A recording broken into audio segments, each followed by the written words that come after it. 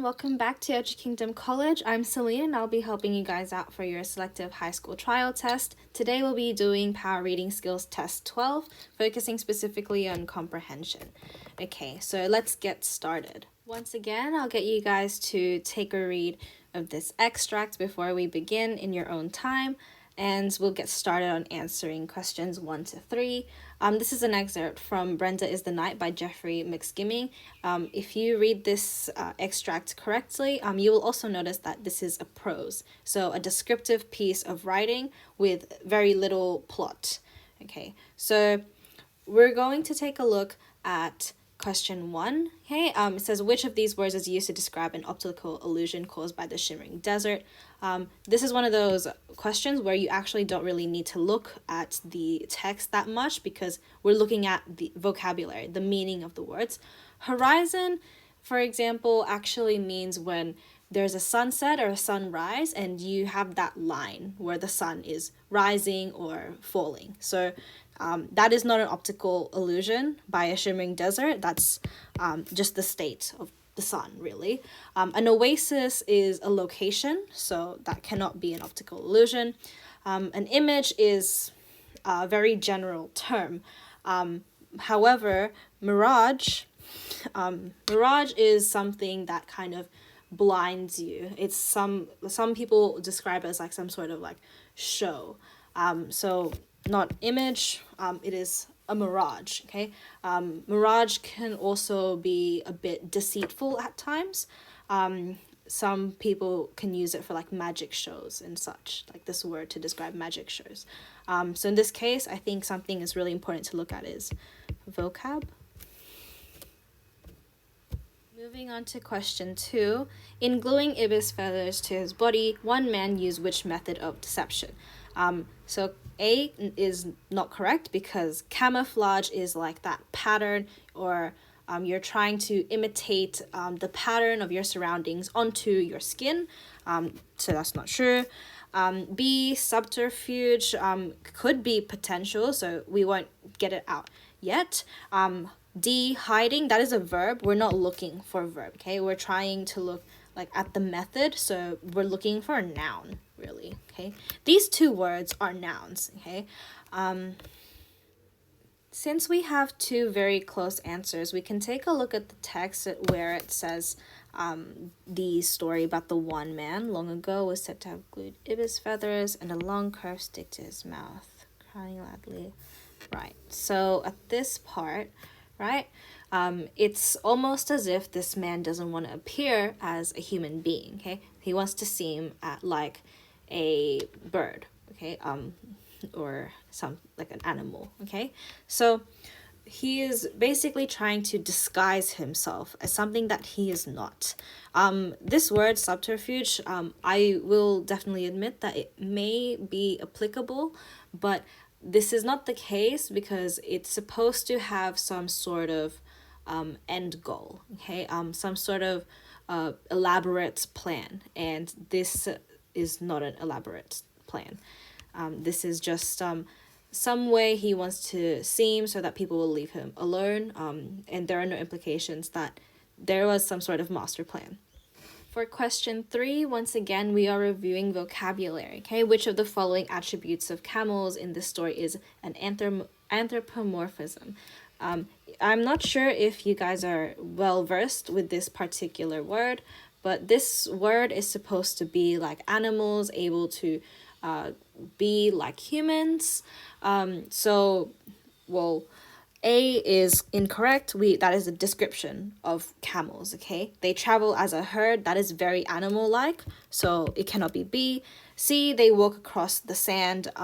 That is not particularly human-like, so we can't have that. And D is the only correct answer because camels, as we know, do not talk to each other like humans do. So that's why it's D. Moving on to extract 2, once again, I'll get you guys to read this in your own time. So the extract is there are novel ways of getting teenage boys reading and girls into IT.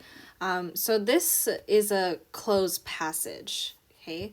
So what we're going to do, what I would suggest you guys do before you start answering the questions is that you take a look at the answers or options that are given to you. Okay, so when we're looking at these, let's look out for key terms. Okay, so for example, for A, we have the pronoun of she, like she says. Okay, so we can assume that the sentence beforehand should have someone that goes by she, her, beforehand. Okay, for B, when they see their dads reading or other men reading, it is usually for purposes of work. Okay, so we can take a look at how we're looking at dads reading. Okay, maybe considering the title, we can see how this is about gender roles, specifically for boys, younger boys, especially because it says that teenage boys are not very into reading at the moment. C, Davis says it was hard to explain why it had become difficult to encourage boys to read. So we're looking at how we're trying to initiate some sort of change for boys to read, but we're also being introduced to this person called Davis. Okay, now for D, it has been difficult to get girls interested in an IT program. Most of our programs are already filled with boys. So what we're just focusing on is perhaps just the IT program here, okay? And how it's about girls, we're trying to get them into it, but guys aren't really into, well, have already filled in the spots, okay? E, developed by the Library Center of Youth Literature, it promotes boys, their families, schools, and libraries talking about books. Okay, here we don't know what it is, okay? So the sentence beforehand should be able to tell us what that quote-unquote it is, okay? By looking at these answers, we're not already given like, oh, this A will be at question number 4, B will be at question number 5. We're not being given that, but we are given some sort of context by looking at these keywords, because we're looking at pronouns or the focus or subject of the sentence, okay? Now we can get started on finding out where these sentences fit into the passage. Okay, so now let's take a look at question 4, okay? Before we try and figure it out, let's just read the sentence before and after. But the State Library of Victoria Boys, Blokes, Books and Bites program, that's pretty important, concentrates on years 5 to 8, a period when many boys give up on reading for pleasure. Insert sentence. The library reader development and on-site leading learning manager Paula Kelly says a toolkit has been sent to every co-ed and boys school in Victoria. Okay, now let's take a look at our options, okay? A, we have not been given anyone that could go by she, her, so I wouldn't say it's A at the moment, okay? B, when they see their dads reading or other men reading, it is usually for the purposes of work. We actually haven't spoken about father figures yet, so we can't say it's B. Davis says it was hard to explain why it had been difficult to encourage boys to read. Okay, this is on the same topic. It could have been possible, but because we have Davis, we have not been introduced to Davis yet, so it can't be that. D, it has been difficult to get girls interested in an IT program. Most of our programs are already filled with boys. We're not talking about that IT program, okay? And we're also not talking about girls at the moment, so can't be D.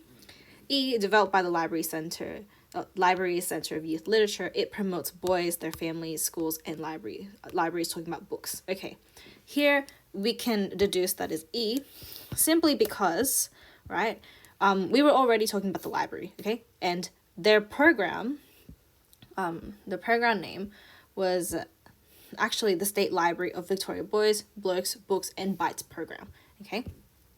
So it is only fitting that it would be E. Okay, moving on to question 5, let's use the same method we did for question 4. There's also a distinct lack of male role models actually reading. Insert sentence.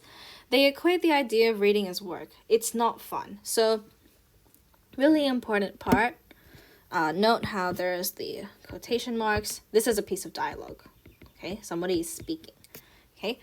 This person is, I think, Kelly, right? So Kelly is speaking. Okay, also, since it's a closed passage, we've already used E, so we can't use E again, okay? So let's take a look at our options, A to D, okay? She says that the library is often asked if it will offer similar programs for girls. Okay, we have the pronouns she. Kelly is a girl's name, so we can maybe assume that she goes by she, her, or they go by she, her, sorry.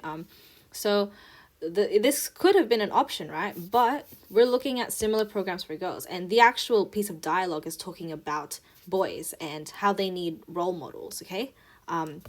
B, when they see their dads reading or other men reading, it is usually for purposes of work. This is a good sentence to put in, but let me explain why C and D do not fit. Davis said it was hard to explain why. Davis is not there. D, it had been difficult. It has been difficult to get girls interested in an IT program. We're not talking girls. We're not talking about girls nor IT programs. So B is an appropriate answer. Let's have a go at question 6. Sure, reading a novel raises your chances of school achievement, but ultimately reading is good for you. It's about your well-being. Insert sentence. Girls come to reading much more easily. No one looks at a girl and goes, you're a bit of a nerd because you're a reader. Okay, so let's go take a look at our options A, C, and D. Something to know is that we're being introduced to girls in this part of the extract, so C is most likely not an option, okay? Because that's talking about boys. D cannot be an option, okay? Because we're looking at the IT program in D, right? That's not possible because we're talking about girls reading, okay? Now, A, right? She says the library is often asked if it will offer a similar program for girls, okay? We're looking at this conversation now, right? And she, being Kelly, makes sense and aligns with the text, okay? And we're also talking about girls reading, okay? So A would be an appropriate answer. That is further supported, of course, by the reading verb over here. Now, last question, question 7, okay? There are important things about cultural literacy and basic reading skills in this program, but the end result is designed to get boys reading and to enjoy reading, he said. Insert sentence, but a key part of the explanation lies in the electronic world and all the current alternatives to books, he said. Okay, something really important here is that around here, right, we have Glyn Davis, Professor Glyn Davis, right? We're finally being introduced to Davis, so simply because Davis is being introduced, we can assume that it's C. Oh, sorry about that. Okay, so it's C. Yep, and just over here, we'll just circle the answers.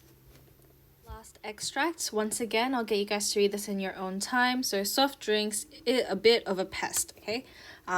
So first question, question number 8. A substance for destroying harmful insects is called A, B, C, or D.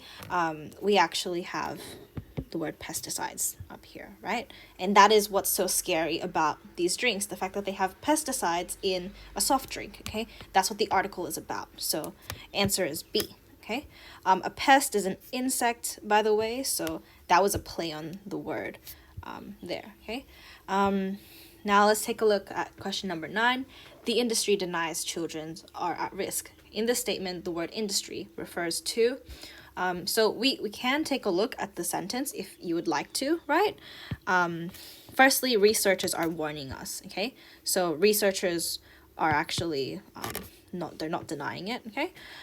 Analytical chemistry experts is incorrect as well, because that is not an industry, okay? We're looking at industry as like a business or a company, right? Consumers are not industries or companies, okay? They are the target audience, okay?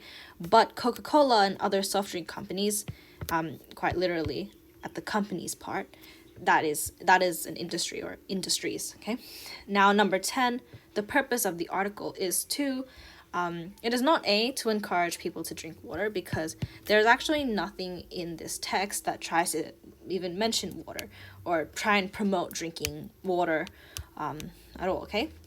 It does not dismiss the research results of the University of Jane, okay? They're actually promoting it or at least they're trying to raise awareness for it, okay? And if anything, is absolutely not promoting Coca-Cola and the soft drink industry, because even if you just look at the title, soft drinks, a bit of a pest, okay? And we're taking a look at, oh, there are pesticides in them, okay? Coca-Cola has these ingredients and so forth, so on and so forth, sorry, okay? So thus it raises a health issue related to soft drink consumption, okay? That's actually something that they're trying to argue, the entire extract, okay?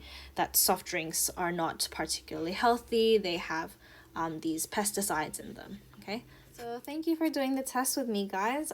Here's our review for today. This is very similar to what we had done last week, so I would once again really encourage you guys to revise your vocabulary, okay? This can literally just be done by reading wider, okay? Maybe starting a vocabulary list that is particularly helpful, and also looking at the context, okay? Looking at the context of the sentence, okay? Like, if you guys have heard of the word homophones, okay, so these are words that are spelt the same or sound the same, but they actually mean different things, okay? Like, for example, saw, so when you see something, and also saw as in the thing that cuts, the woodworking tool, okay? Comprehension, okay? So much of this comprehension is context, particularly for the closed passage, okay? So we're not just looking for keywords, we are also looking at, well, what are they talking about? You know, like in the first sentence, are they talking about girls, or are they talking about boys? And then in the last sentence, they're talking about IT or reading, okay? So really consider that when you take a look at your options and before, of course, finalizing your answer, okay? So that's all for this week. So I'll see you guys next week.